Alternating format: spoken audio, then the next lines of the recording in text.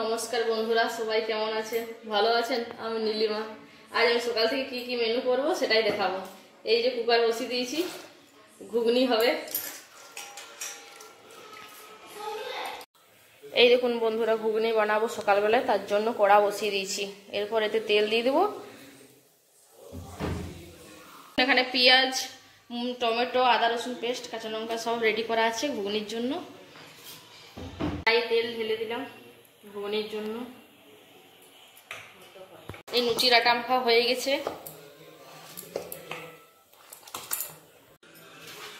তেল গরম হয়ে গেছে, এরপর পাঁচ ফোড়ন, তেজপাতা দিয়ে দিলাম। কাঁচা লঙ্কা দেওয়া হয়ে গেছে, এরপর পেঁয়াজগুলো দিয়ে দেবো।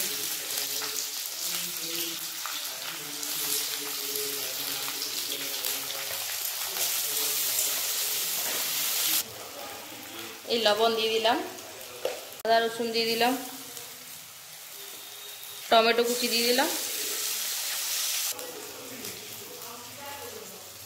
সব মশলা একসাথে মিশিয়ে নিয়েছি জল দিয়ে, এবার এটা দিয়ে দিলাম।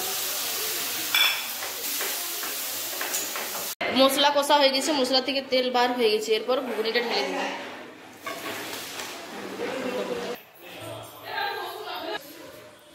ধনে পাতা কুচি দিয়ে দিলাম। ঘুগনিটা রেডি হয়ে গেছে।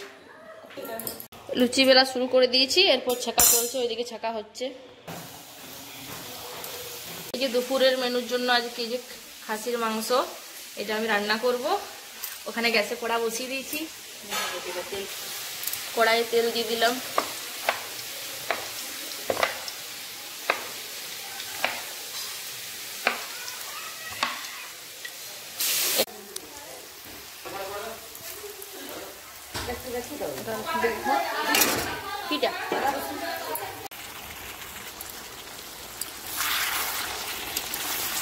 মাংস কষা হয়ে গেছে।